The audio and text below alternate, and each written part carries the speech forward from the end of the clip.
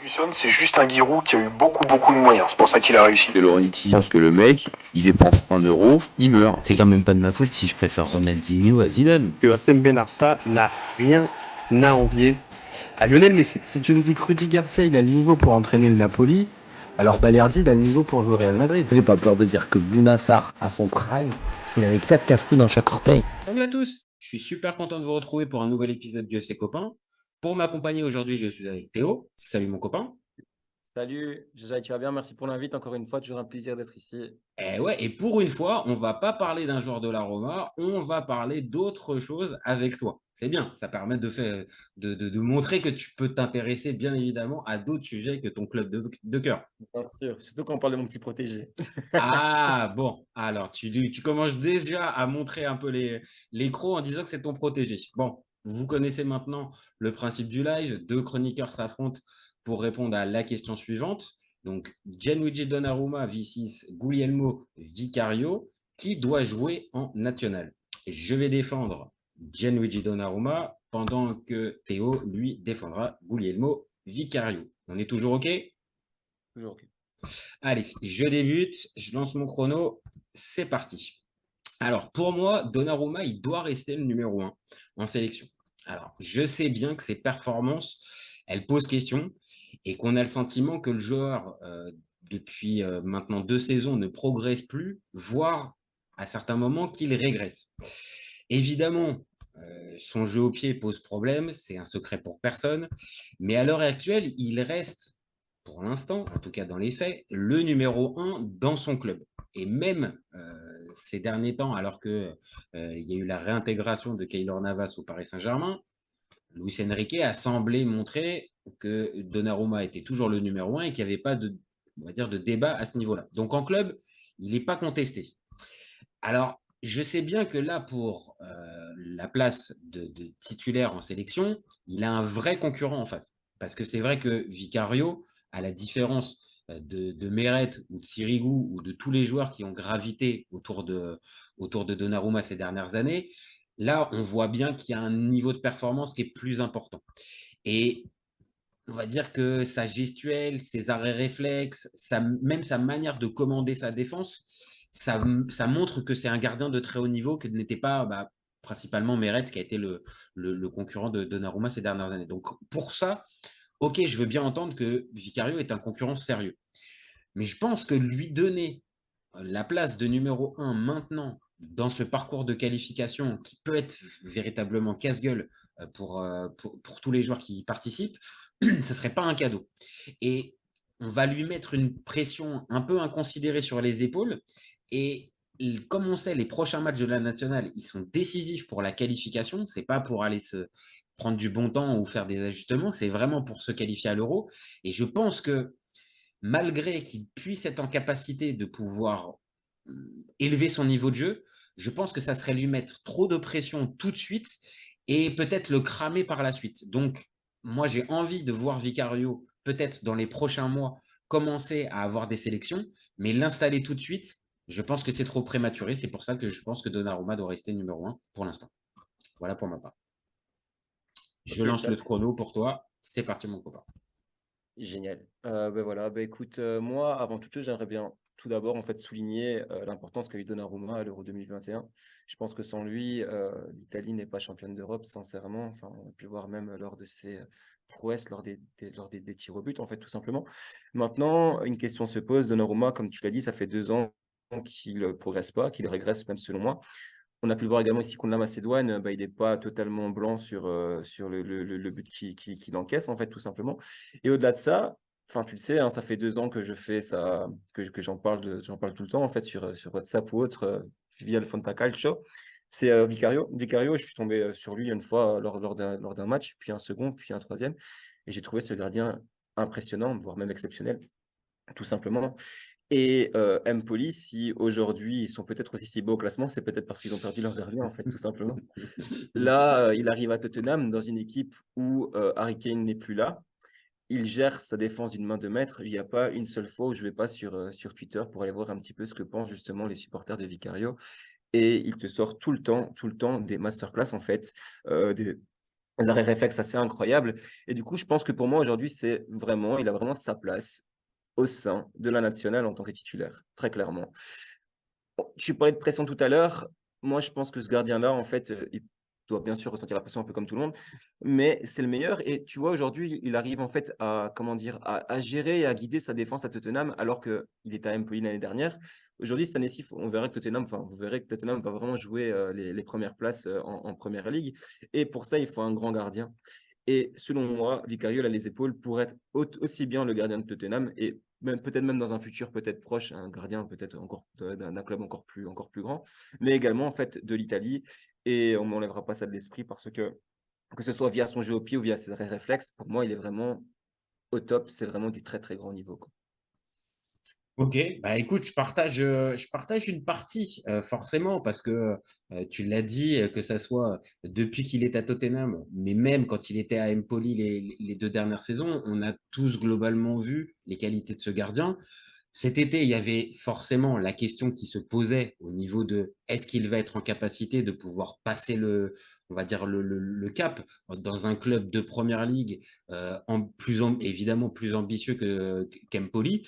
Donc il y avait forcément cette question-là qui était posée. Et voilà, au bout de 7 matchs, il est déjà, tu l'as dit, adoubé par les supporters, déjà reconnu en Angleterre comme un des meilleurs gardiens du début de saison. Donc ça va dans ton, encore une fois, ça va dans ton sens et ça, je suis d'accord.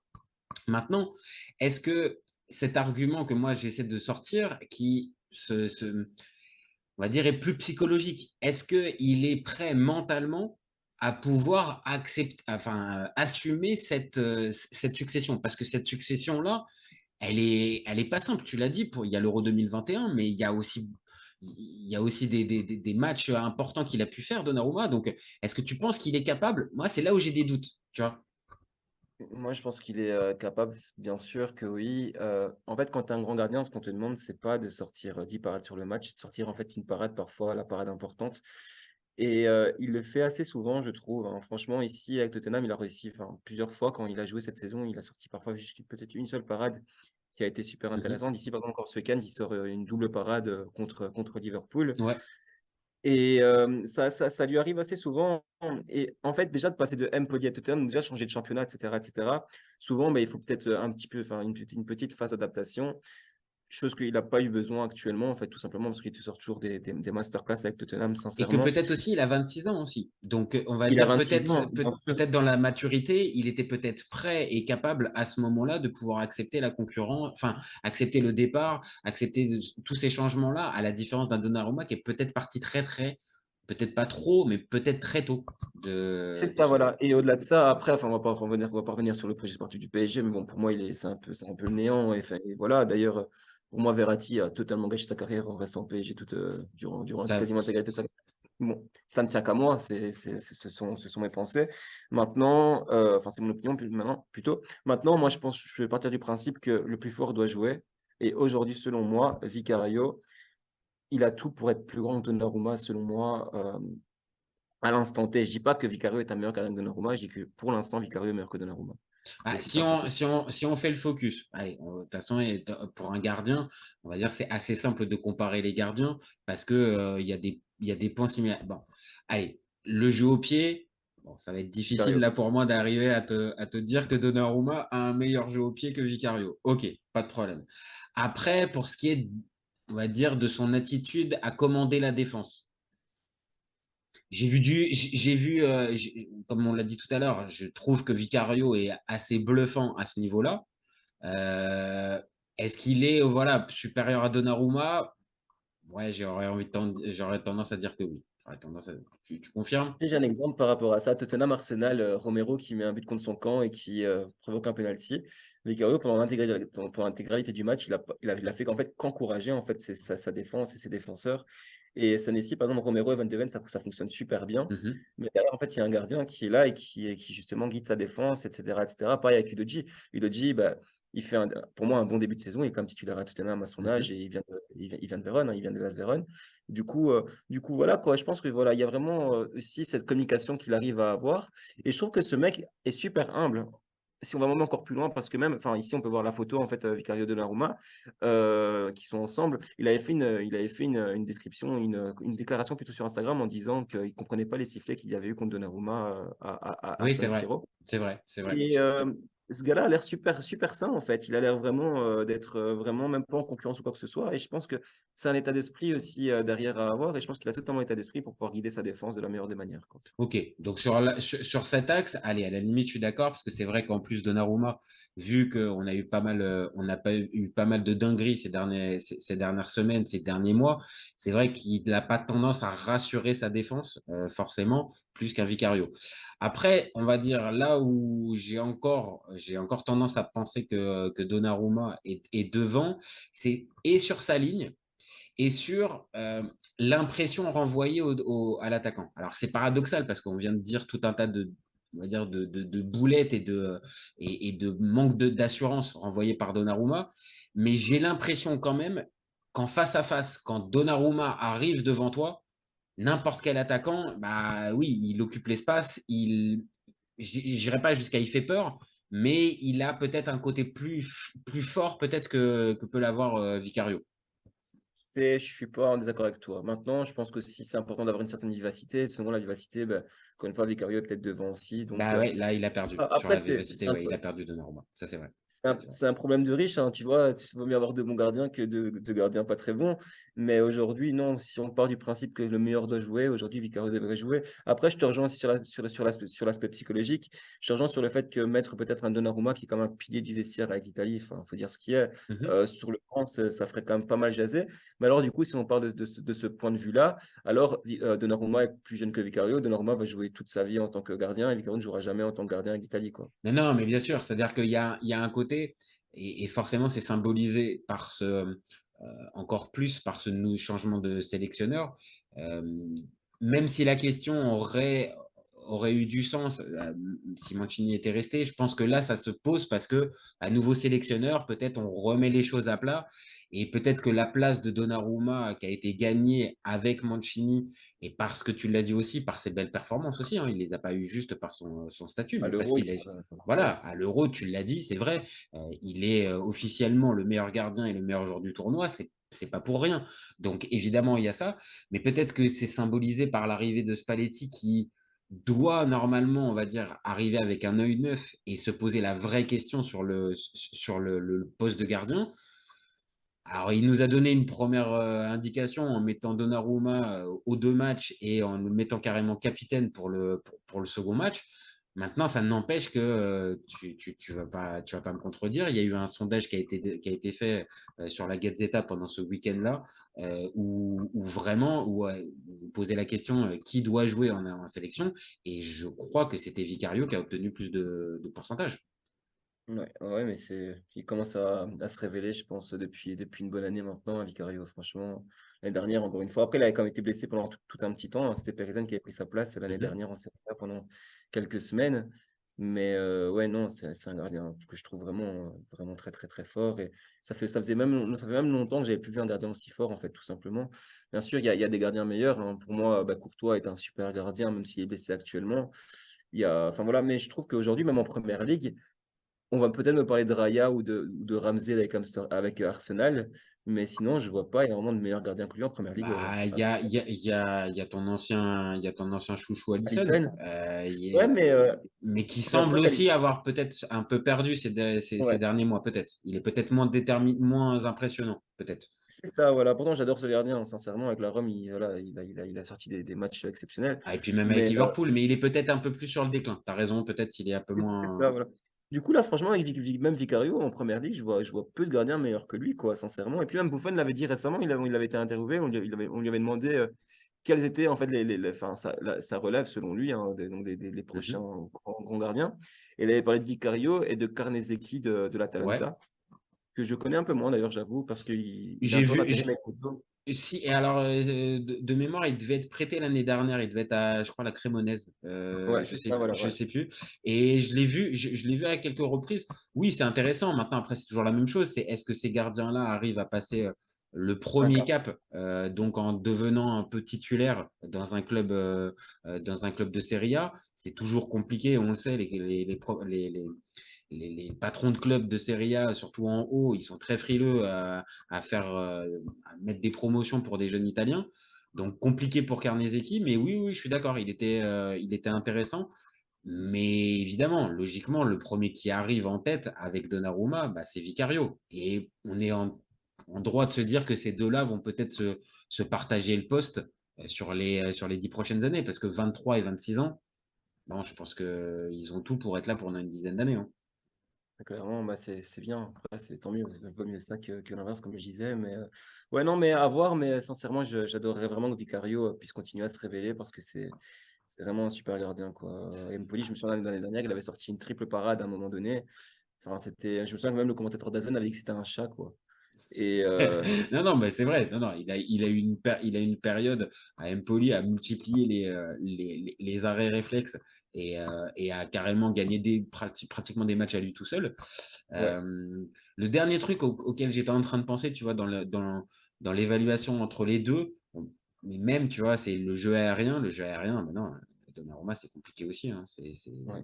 Alors que pourtant, il est un peu plus grand que Vicario, mais il n'utilise pas assez bien sa taille sur les coups de pied arrêtés, sur les corners notamment.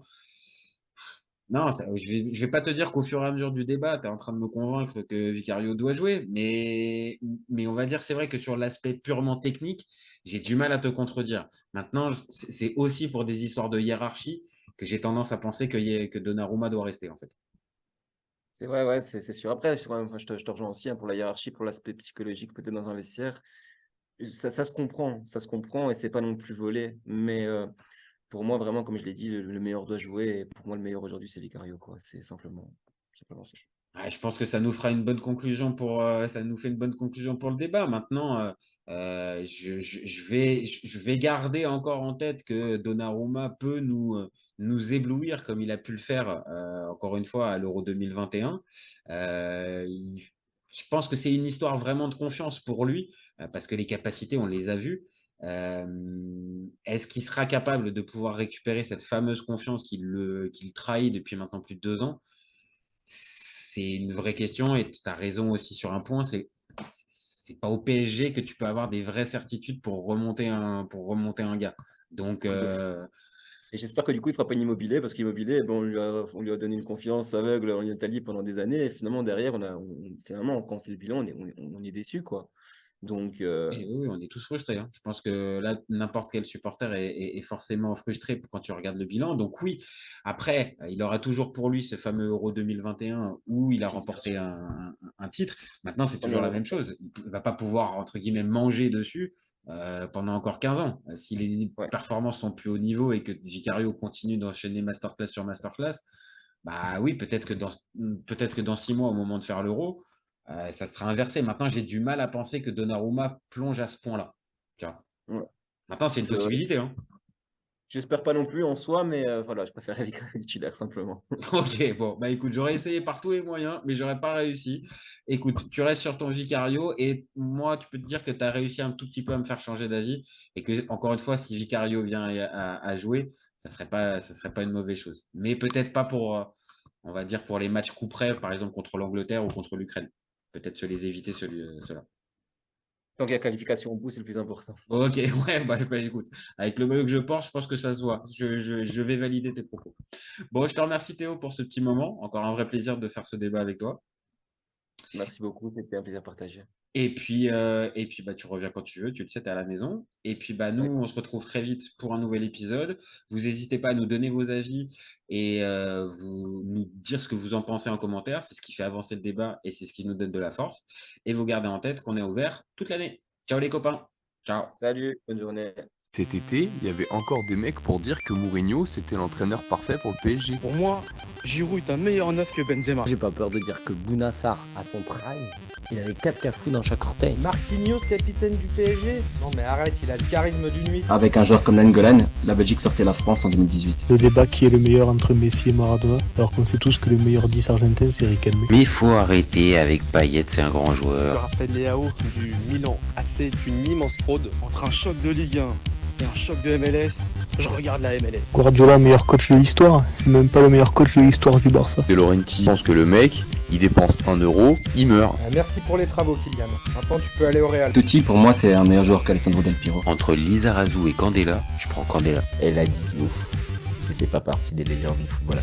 Si t'enlèves le championnat anglais, allemand, espagnol, italien, portugais, lituanien, la Ligue 1 c'est le meilleur championnat européen.